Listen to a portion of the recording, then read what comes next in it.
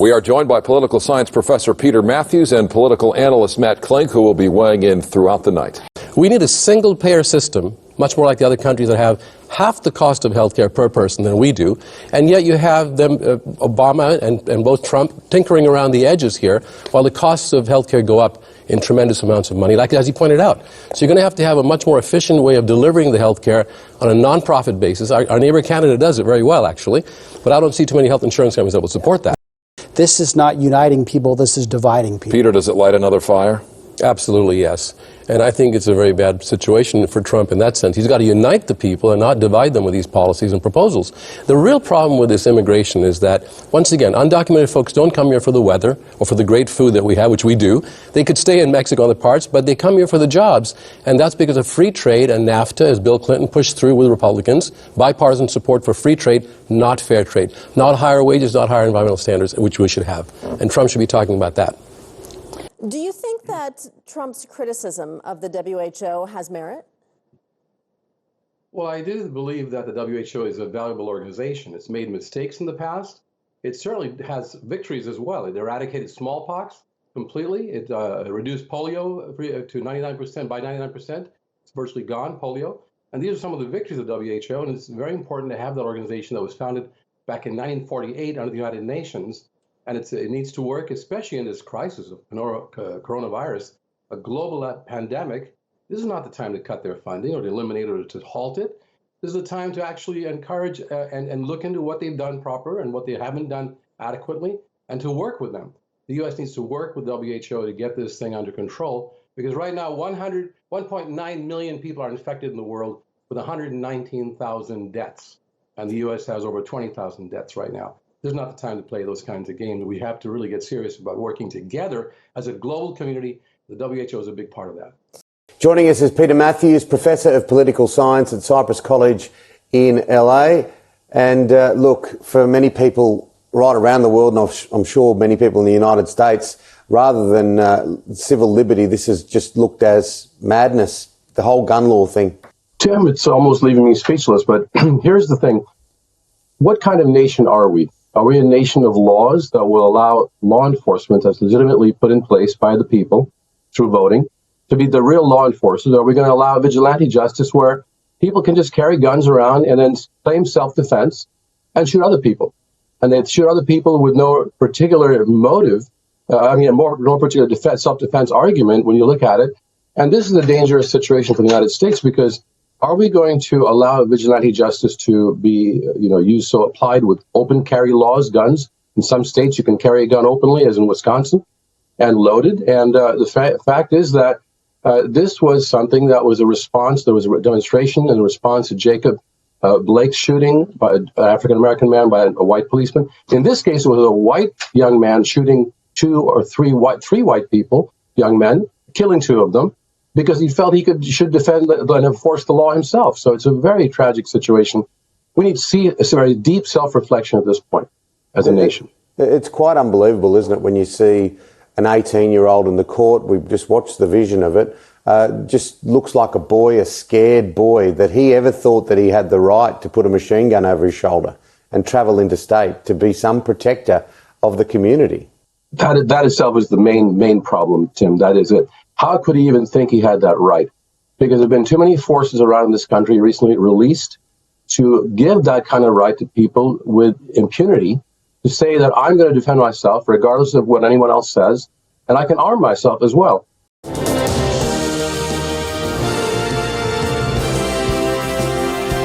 Let's talk more about this now with Peter Matthews. Peter, a professor of political science at Cypress College in Los Angeles and the author of Dollar Democracy on Steroids, joining this hour from our London bureau. Good to have you with us, Peter. Good to be here, George. The House Speaker, Nancy Pelosi, is still pushing members to be patient, but with this growing pressure to impeach, can Pelosi continue to hold that line, do you think? It'll be very difficult. Now she has over half the Democrats, and don't forget she relies on the Democrats to put her in as Speaker every time. And this is a significant move that over half of them do want to begin formal impeachment inquiry, which is extremely important, because when that began under President Nixon, then other people started changing their minds, including Republicans like Senator Baker, because the evidence came out. The formal inquiry allows a much more in-depth investigation and penalties for people perjuring themselves. So it's a very important development. Let's also talk about Democrats, of course, if they do push ahead, if it does pass through the House. Look, it won't pass through the Senate. Republicans simply won't let that happen. So what is the real impact on President Trump if House Democrats do move forward with impeachment? If they move forward and they actually do have the votes, if they have the votes to impeach, which they are the majority, and they could do it, then President Trump is sent to the Senate to stand trial. And the point is that the Republicans have the majority in the Senate, and therefore they probably will not vote to remove him. However, like I said before, once the investigation in the House begins, more information could come out that could change a few Republicans' minds as well. I'm not saying it's going to happen, but there's a good possibility. I think the House should go forward with a constitutional required duty as opposed to waiting to see what the Senate will do. That has to be done in that manner, one step at a time. So, Peter, what do you think actually happened here? I think it was pushed out by the president. I mean, John Bolton would like people to think he resigned to save face, but they disagreed on a lot of things. And Bolton comes from a very interesting perspective and kind of a dangerous one. He's, I would call a radical nationalist, not even a neoconservative. He was ready to push the country into war, and Trump got tired of that. And in the end, he got rid of him. But there's a big difference between neoconservatives and radical nationalists. You know, neoconservatives, he was part of that team under Reagan and Bush and W. Bush. But also, what happens with the radical nationalists is they don't really care about promoting democracy like neocons do, as well as regime change. Bolton was ready to take on any country and overthrow the government if need be, and Trump got a little tired and concerned about that. Is this normal to have that many people leave an administration in this amount of time? We're still in the first term. Absolutely not normal. I mean, there's no other presidency in recent memory, and maybe any memory, that had this many people leave, and it has to do with the chaos at the very top. That the president has not vetted his people carefully. He brings in people that don't even have similar views to him at times. And sometimes that's good, sometimes it's bad. But it's a totally chaotic situation and very dangerous for U.S. foreign policy and even domestic policy. So absolutely not. There's never been happened before in our history. And we got a dangerous situation continuing for the next year and a half or so. California is seen as very much a liberal state in the U.S., but it is something of a pioneer state when it comes to laws like this. What sort of a precedent could this set? It could set an example for other states like New York, the larger states, the more affluent states, to pursue this path as well. But it's actually a reflection of Governor Gavin Newsom's attempt to get a single-payer system ultimately in California. He campaigned on it. He actually said at the beginning when he took office he'd like to implement that. And it's the beginning of getting part of the segment of the population to be covered, even the undocumented folks to some extent. Now, at the federal level, could this be challenged given President Trump's policy when it comes to illegal immigrants? Yes, it could be on two fronts. One, of course, is you're offering it to undocumented workers or illegal immigrants, as they call them, and that's something Trump doesn't want to do. He doesn't want them to be here. And secondly, is he actually got rid of the individual mandate at the federal Obamacare level, which used to force people to buy insurance or get fined. And instead, this will do the opposite. It will actually bring back the individual mandate at the state level to force Californians who don't have insurance to pay a fine. And that money, part of it could be used to help cover these undocumented folks, to bring them into Medicaid, the statewide public insurance system that's partly federally funded as well. So on two areas, it's conflicting with the federal government. Absolutely correct. This might end up in the courts and get settled finally in the Supreme Court, one way or the other. Political analyst Peter Matthews is a professor of political science at Cypress College. He joins us now live from Los Angeles. Peter, first off, there is now a plaque bearing Mr. Trump's name along that replacement fence that he visited on Friday. But this piece of fence was actually decided under the previous administration. It's quite amazing the lengths to which this president will go to make a point. I mean, that's so ironic that he would choose that fence that started back then just to put his name on it so he can sell the fence as a voting point for his voters. I think that it's outrageous that he's not looking at the economic impact of this whole thing. It's the macroeconomic situation of free trade, but not fair trade, that's caused people to come up from south of the border. Not to mention Central America, with all the political wars that were going on there, where the United States actually intervened in Nicaragua with the Contras, for example, El Salvador. A lot of the refugees coming here for political asylum have legitimate reason to come here, Well, Cyril, he said on Friday it's a hoax. We have to interview them. Yeah, go ahead, I'm sorry. A hoax. He can call it a hoax, but the law, the international law, the treaties that we belong to, require that we accept asylum seekers at the border and then interview them to see and give them a judge, let them have a fair hearing to see whether they're actually going to be persecuted back home or not. And there's some real legitimate concerns. These people go back home and get tortured and killed. And a lot of it has to do with the United States' involvement in Central American wars and also the inequities between rich and poor over there, the need for reform. Now, Mexico is a different situation because in Mexico, the free trade agreement did not require that we have higher wages and higher environmental standards under President Clinton. That would have made a big difference because then when Mexican workers got paid more all these 15, 20 years, they could buy the products that we have and remain in Mexico because they would have a good living. Instead, they had very low wages. Mexican auto workers getting paid $4 to $5 an hour. Now, this new trade agreement might help make that a little bit better. But the Mexican workers are coming here because of a lack of jobs and low-paid jobs that American corporations are benefiting from. But I want to say, Peter, I want to say Mexico and immigrants from Mexico are really not the problem anymore from Mr. Trump's perspective. He's focused on the Central American migrants because there are actually, if I'm not mistaken, more Mexicans going back from the U.S. to Mexico than the other way around. That's true at this point. That's true. Mr. Trump has flip-flopped on his threats to Mexico. He said he was going to shut the border, then he backed away from that. Now he's touting the tariffs. He appears to believe that's a more effective tool. Why is he flip-flopping on this?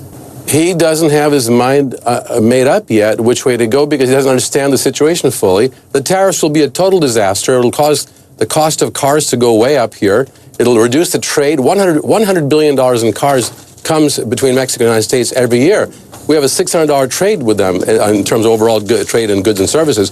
This will be a total disaster if he brings tariffs on cars and escalates the war. That's the real problem. Become a trade war, and both sides will lose. He doesn't know which way to go because he hasn't really studied the situation carefully and listened to measured, objective economists. Instead, he has some of these extremists on his side, like Stephen Miller, other economists like Peter Navarro, who are total protectionists, don't believe in fair trade.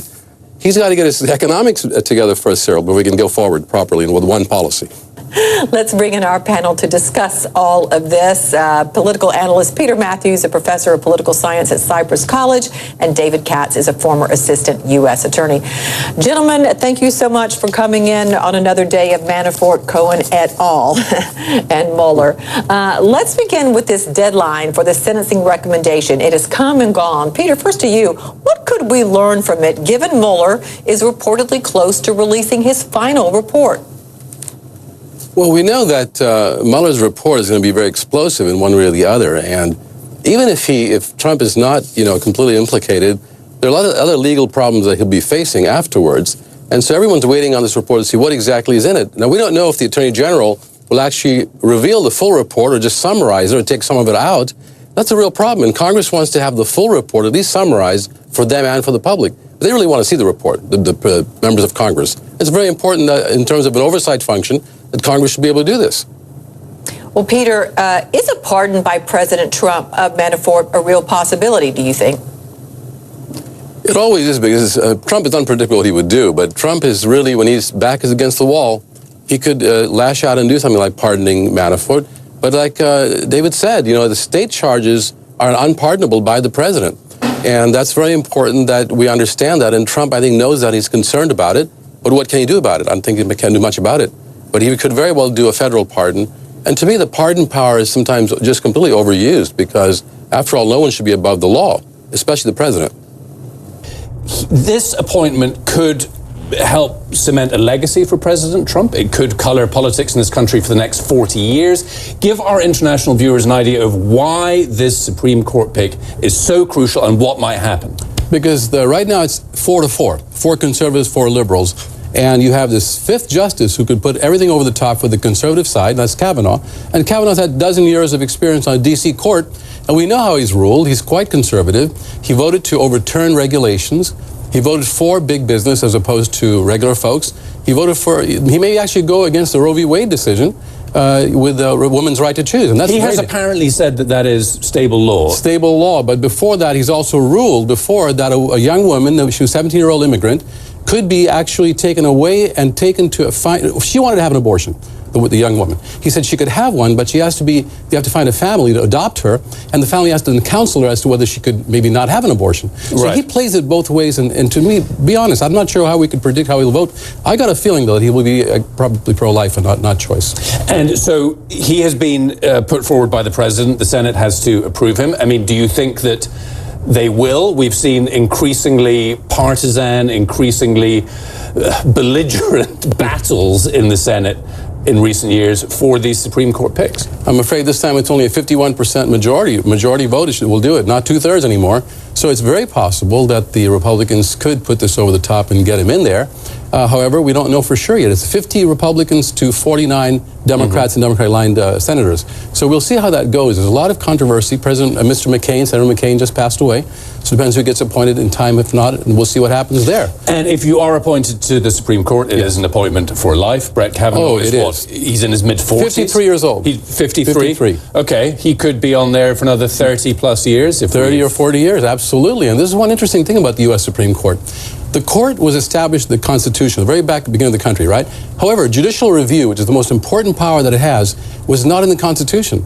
It was brought in 1803 with the Chief Justice John Marshall stepping in a governmental dispute and saying the court will be the referee of everything. The court will decide what is constitutional, what's not in the actions of other branches of government. But it has become increasingly political. It's become accepted, and it's political as well. Now, I just want to move on next to this. Now, his tweet at Jeff Sessions today was regarding these two Republican congressmen, Chris Collins, who is under suspicion of insider trading, and Duncan Hunter, who allegedly misused $250,000 of campaign funds. I just want to, he and his family spent $14,000 on a vacation to Italy, and he spent $462.46 on 30 tequila shots and a steak at a bachelor party in Washington, D.C. Now, surely the president who campaigned on draining the swamp should applaud the Justice Department for going after these two, but not so. He's again attacking Jeff Sessions for, I believe, the 26th time on Twitter and saying that this is perhaps politically motivated.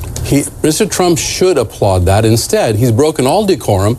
All kinds of rules are broken with this president, and the rule of law especially has been broken by him. The rule of law says that the law should be applied evenly and equally to everyone. Evenly and equally to everyone. No one's above the law. And yet this president thinks that some people are, and that the politics supersedes the law. He's saying you should consider how the election will come out, Mr. Sessions. Don't do the right thing with the law. It's just unconscionable. I mean, a quote from his tweet was, he said, now that the Justice Department is moving on these two congressmen, 2 easy wins now in doubt in the midterm elections coming up. In doubt because there is not enough time. Good job, Jeff. Now, a Republican, Ben Sasse, he said the United States is not some banana republic with a 2-tiered system of justice. You're saying maybe it is. It might be becoming that way. Hopefully not, but it's moving in that direction under President Trump, because so much of the rule of law is ignored by this president. And what banana republics do is they don't have any rule of law. It's the rule of man, the rule of person. The dictator tells what should be done. Joining me now live from Los Angeles to discuss this is Peter Matthews, Professor of Political Science at Cypress College. Peter, good morning. Thank you so much for joining us. Let's start by talking about Joe Biden's speech overnight. How much impact would this have had? It had a tremendous impact. It was very forcefully put forth, very clearly put forth, and it was very pointed to put blame on the former president for instigating these events that occurred on January 6th last year. And we have a divided America, to say the very least. President Carter said we're standing on the brink of a widening abyss, and the abyss has been separating America in 2 parts: an America of the Enlightenment, those who believe in inclusivity, in liberty, in freedom for immigrants to come here and settle in America to make a great country, and those who believe in nativism, that only those who came here first belong here and should rule the country, and they're afraid of being replaced by minorities. This is a very divided America, and Biden pinpointed exactly where the division comes from and how we have to actually overcome this to keep the country together. In the 12 months since the January 6th attack, has Joe Biden and the Democrats united the American public in condemnation of those events?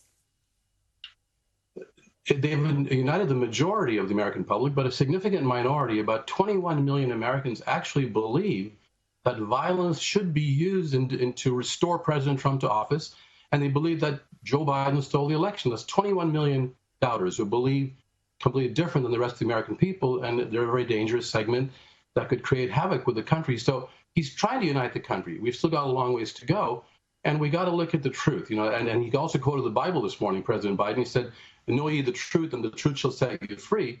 And he goes on to describe the truth that occurred that day and subsequently for a year. The bottom line has to be, we have to get to see whether this was a complete conspiracy or a plot to overthrow the United States government, to what extent it was, and were higher level officials involved in it. besides the rioters who actually broke into the buildings.